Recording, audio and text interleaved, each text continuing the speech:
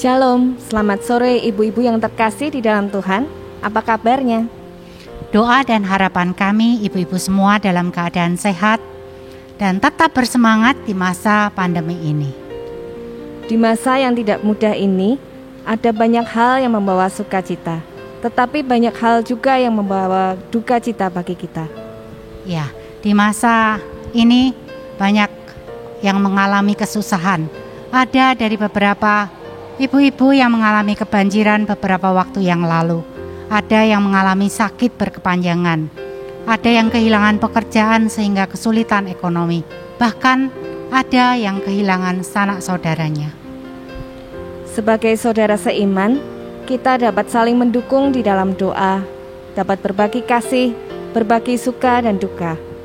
Ya betul, mari kita bertumbuh bersama di dalam kasih, berbagi suka dan duka, yang kuat menanggung yang lemah, bertumbuh dalam kasih.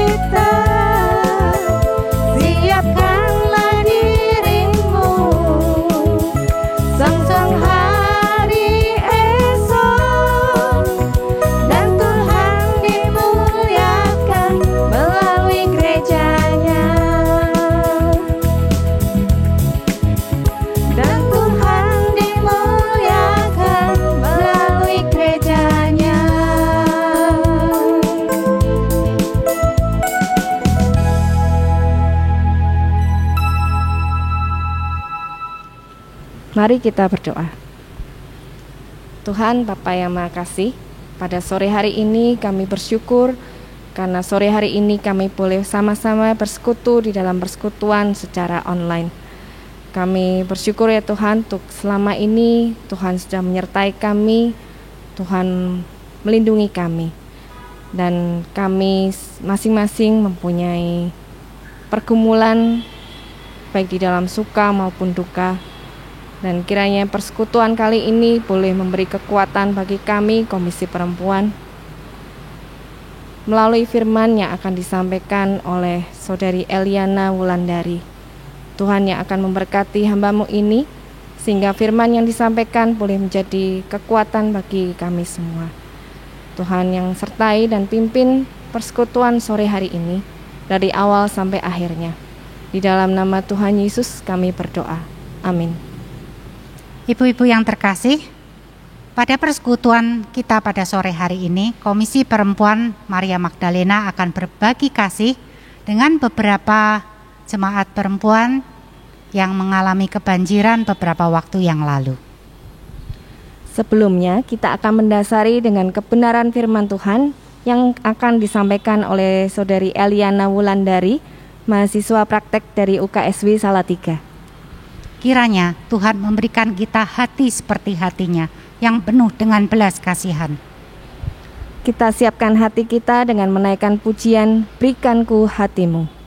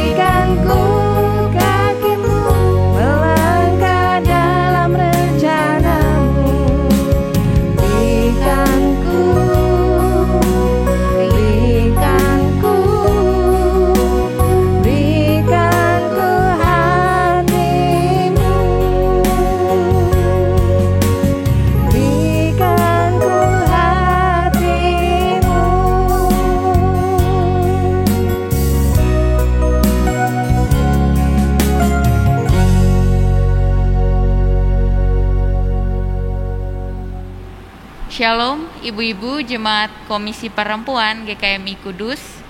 Sebelum mengawali pemberitaan firman Tuhan pada hari ini, mari kita berdoa. Bapa, terima kasih buat penyertaan dan kasih-Mu yang kami rasakan hingga saat ini. Tuhan, kami kembali lagi untuk mencoba untuk belajar memahami terkait salah satu firman yang akan kami renungi pada hari ini. Kiranya Kau sertai, kiranya Kau bimbing kami untuk dapat memahami apa yang ingin Kau sampaikan kepada kami melewati firman yang akan kami dengar pada hari ini. Terima kasih ya Tuhan, inilah doa kami serahkan hanya di dalam nama Yesus Kristus kami berdoa. Amin. Shalom. Tema kita hari ini adalah dukamu, dukaku, tangismu, tangisku. Dan nas bagi kita hari ini diambil dari Roma pasal 12 ayat yang ke-15 yang berbunyi demikian. Bersukacitalah dengan orang yang bersukacita dan menangislah dengan orang yang menangis. Ibu-ibu yang terkasih di dalam nama Tuhan kita Yesus Kristus, pernahkah kita merasakan kasih Tuhan di dalam kehidupan kita? Merasakan bahwa Tuhan telah menolong kita menyelesaikan permasalahan hidup ini. Dan kemudian apakah dalam kehidupan kita sudah mewujud nyatakan kasih Allah? Pada kesempatan kali ini kita akan belajar dari kitab Roma, yang mana secara garis besar kitab Roma ini berisikan tulisan-tulisan dari Rasul Paulus yang ditujukan kepada jemaat di Roma. Mungkin yang menjadi pertanyaan mendasar bagi kita adalah sebenarnya konteks apa yang ada pada jemaat di Roma saat itu. Berdasarkan historisnya, jemaat di Roma ini sebagian besar adalah orang Yunani yang memang sedang belajar untuk hidup dalam prinsip ajaran Yesus Kristus. Dalam hal ini, berarti sudah ada kelompok-kelompok orang Kristen di sana yang membentuk suatu persekutuan. Seperti yang sudah dengan jelas dituliskan juga oleh Paulus pada Roma pasal 1 ayat yang ke-8 yang berbunyi, pertama-tama aku mengucap syukur kepada Allahku oleh Yesus Kristus atas kamu sekalian, sebab telah tersiar kabar tentang imanmu di seluruh dunia. Hal ini membuktikan bahwa ternyata jemaat di Roma pada saat itu sudah ada sebagian besar dari mereka yang mengenal Kristus. Dan hal ini selaras dengan misi dari Paulus itu sendiri. Paulus dengan tegas mengatakan bahwa dalam suratnya kita bisa lihat bersama pada Roma pasal 1 ayat ke-16 yang berbunyi, sebab aku mempunyai keyakinan yang kokoh dalam Injil, karena Injil adalah kekuatan Allah yang menyelamatkan setiap orang yang percaya. Pertama-tama orang Yahudi, tetapi juga orang Yunani. Dengan sangat jelas bisa kita simpulkan bahwa keadaan jemaat di Roma selaras dengan misi Paulus saat itu. Menurut historis lainnya, juga terhadap konteks dari kitab Roma ini adalah bahwa Paulus menulis surat ini dalam rangka pelayanan rasulinya kepada orang-orang yang bukan Yahudi saat itu. Dan ia memiliki kerinduan yang sungguh untuk memberitakan Injil kepada orang-orang yang belum pernah mengenal Injil. Dapat kita lihat bersama dalam Roma pasal 1 ayat ke-13 hingga 15 yang berbunyi, saudara-saudara, aku mau supaya kamu mengetahui bahwa aku telah sering berniat untuk datang kepadamu, tetapi hingga kini aku terhalang, agar di tengah-tengah kamu aku menemukan buah, seperti juga di tengah-tengah bangsa bukan Yahudi yang lain. Aku berhutang baik kepada orang Yunani maupun kepada orang bukan Yunani, baik kepada orang terpelajar maupun kepada orang tidak terpelajar. Itulah sebabnya aku ingin untuk memberitakan Injil kepada kamu yang juga diam di Roma. Di dalam tulisan Paulus terdapat banyak sekali nasihat-nasihat yang bisa kita baca, yang bisa kita renungi, dan yang bisa kita teladan bersama. Salah satu nasihatnya adalah untuk hidup dalam kasih. Apa yang disampaikan dalam nas ini adalah tentang bagaimana kita bisa merasakan hal yang sama dengan apa yang telah dirasakan oleh sesama kita. Seperti yang sudah ditegaskan dalam Roma pasal 12 ayat 15 ini, bersukacitalah dengan orang yang bersukacita dan menangislah dengan orang yang menangis. Kemudian apa maksud yang lebih dalam dari nasihat yang disampaikan oleh Rasul Paulus kepada jemaat di Roma? Mari kita gali lebih dalam makna apa yang ada pada nas ini dan bagaimana kehidupan kita sekarang bisa meneladan nasihat ini. Terdapat sebuah ilustrasi. Ada seorang ibu rumah tangga yang bernama Ibu Mar. Ibu Mar ini memiliki aktivitas setiap pagi, yaitu menghantarkan anaknya untuk pergi ke playgroup. Kesehariannya ini membuatnya akrab dengan ibu-ibu yang lain yang juga menghantarkan anaknya ke playgroup. Terjadi banyak perbincangan di antara mereka, mulai dari hanya sekadar bercerita soal apa yang terjadi hari itu, sampai pada kisah kehidupan rumah tangga mereka masing-masing. Kejadian ini terjadi terus-menerus sampai pada tahap mereka mulai membangun sebuah persekutuan kecil, sebuah kelompok kecil yang diisi oleh kelompok ibu-ibu yang tidak sengaja bertemu ketika menghantarkan anak-anaknya ke playgroup. Kemudian di dalam persekutuan itu, di dalam kelompok itu, kaum ibu-ibu ini saling berbagi cerita dan saling bertukar pikiran tentang kehidupan mereka masing-masing. Dan dari sana mereka bisa saling berdoa, menopang dan menguatkan satu sama lain, baik dalam keadaan yang bersukacita maupun dalam keadaan menangis sekalipun. Dari sini kita bisa lihat bahwa kelompok mereka, kelompok Ibu Mar ini benar-benar menghidupi dan meneladan Roma pasal 12 ayat 15. Jemaat yang terkasih di dalam Tuhan, kemudian bagaimana dengan kita? Apakah kita juga akan melakukan hal yang sama seperti yang telah dilakukan oleh Ibu Mar dan kelompok perempuannya? Tentu, ini yang menjadi pokok utama dalam perenungan kita hari ini. Bagaimana kita yang tergabung dalam Komisi Perempuan di GKMI Kudus bisa mewujud nyatakan kasih itu dalam kehidupan kita sehari-hari. Ada dua hal yang bisa saya bagikan untuk kita semua pada hari ini, yaitu yang pertama, mari kita miliki hati yang mau mengasihi seperti Allah yang sudah mengasihi kita terlebih dahulu. Mari kita lebih dekat dan kenal lagi dengan kasih Kristus lewat perenungan dan lewat setiap refleksi pribadi diri kita. Mari maknai kasih-Nya di dalam kehidupan kita. Setiap pemaknaan itu bisa dirasakan secara pribadi, lepas pribadi oleh jemaat Komisi Perempuan di sini. Bagaimana kasih itu sudah menolong kita untuk menjawab persoalan-persoalan kehidupan kita.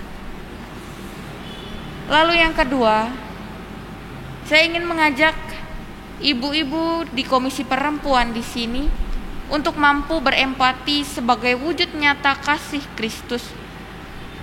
Sebenarnya apa empati itu? Dan kenapa kita harus berempati?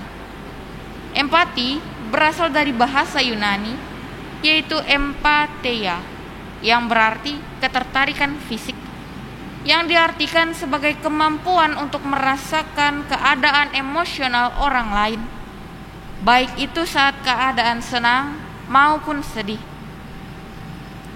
Seperti apa yang sudah dinasihatkan oleh Paulus kepada jemaat di Roma, seberapa pentingnya untuk berempati dengan orang lain yang ada di sekitar mereka.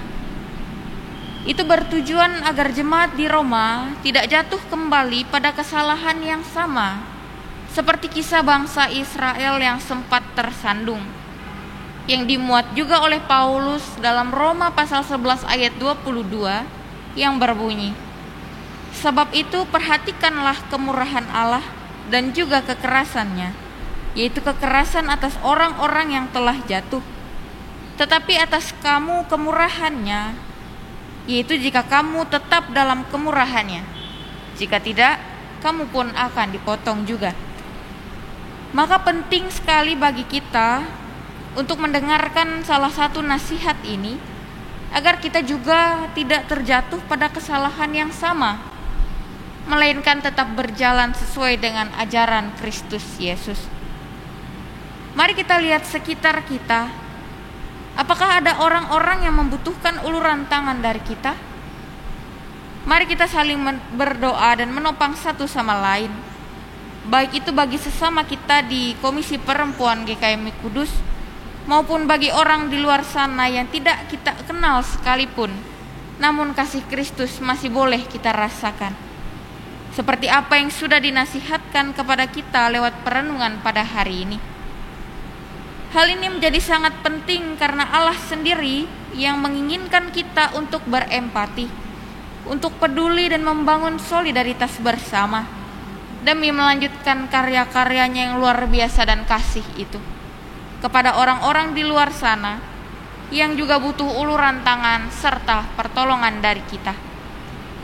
Saya juga turut mengapresiasi apa yang akan direncanakan oleh Komisi Perempuan bahwa akan melaksanakan aksi bantuan sosial untuk korban banjir. Ini merupakan wujud nyata kasih Kristus terhadap kehidupan kita semua. Bagaimana kita bisa meresponi kasih Kristus yang sudah kita rasakan secara pribadi dan yang akan kita bagikan juga kepada orang lain. Bersukacitalah dengan orang yang bersukacita dan menangislah dengan orang yang menangis. Kiranya kita selalu dimampukan untuk dapat mewujud nyatakan kasih Kristus untuk sesama kita dan dalam kehidupan kita hari lepas hari. Amin. Terima kasih untuk firman Tuhan yang telah disampaikan oleh Saudari Eliana. Kiranya firman itu boleh memberikan kekuatan kepada kita. Kita yang sudah merasakan kasih Tuhan seharusnya mau menjadi saluran berkat Tuhan bagi sesama. Kita yang telah diselamatkan haruslah hidup menjadi terang Tuhan, sehingga Tuhan dimuliakan. Jadikanku berkat-Mu Tuhan.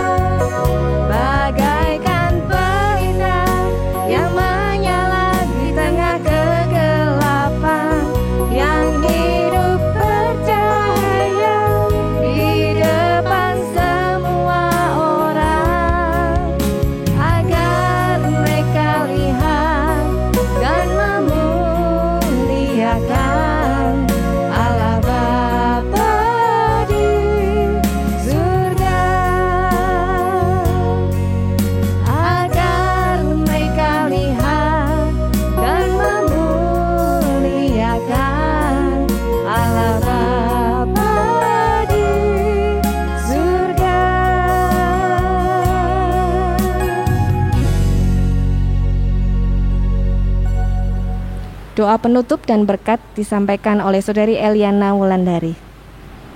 Mari kita berdoa. Puji dan syukur kami panjatkan kehadirat-Mu ya Bapa, karena kami telah selesai untuk beribadah dan mendengarkan sebagian dari firman-Mu. Kami bersyukur juga karena kami masih diberikan kesehatan hingga sampai hari ini. Tuhan yang baik, kiranya Kau selalu menyertai apapun yang kami lakukan Tuhan, apapun yang kami rencanakan untuk kepentingan Komisi Perempuan GKMI Kudus. Kiranya Kau selalu menyertai dan membimbing kami agar kami dapat melakukan kegiatan dan aktivitas kami dengan baik. Tuhan, terima kasih juga karena Engkau telah memberikan dan menyampaikan nasihat-Mu lewat nas yang kami baca dan kami renungi hari ini. Terima kasih karena kami dapat paham bahwa kami tidak hanya merasakan kasih itu sendiri, melainkan kami juga bisa membagikan kasih itu kepada saudara-saudara kami dan bahkan kepada orang-orang yang mungkin tidak kami kenali sama sekali, namun kasih-Nya nyata yang masih kami rasakan. Tuhan, kiranya apa yang sudah kami dengar, apa yang sudah kami lakukan dan yang akan kami lakukan, Tuhan tolong sertai, Tuhan tolong pimpin kami untuk melakukan kegiatan dan aktivitas pelayanan kami dengan baik. Dan kami juga berdoa untuk keadaan saat ini yang mungkin sedang tidak baik-baik saja, tapi kami yakin dan percaya Engkau mampu menolong kami, mampu untuk membantu kami dalam setiap pergumulan dan perancangan kami. Demikianlah doa dan permohonan kami minta berkat Tuhan. Tuhan memberkati kita dan melindungi kita. Tuhan menyinari kita dengan wajah-Nya dan memberi kita kasih karunia. Tuhan menghadapkan wajah-Nya kepada kita dan memberi kita damai sejahtera. Amin.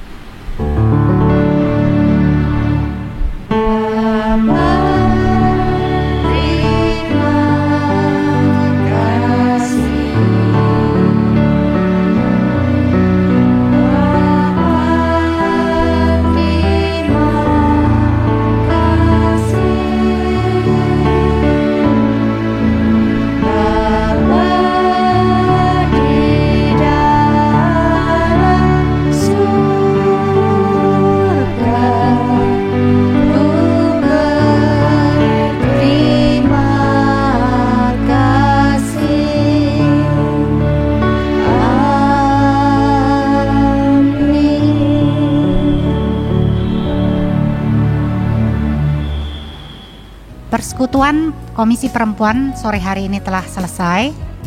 Setelah ini kami pengurus Komisi Perempuan akan pergi melakukan kegiatan aksi sosial dalam rangka Paskah.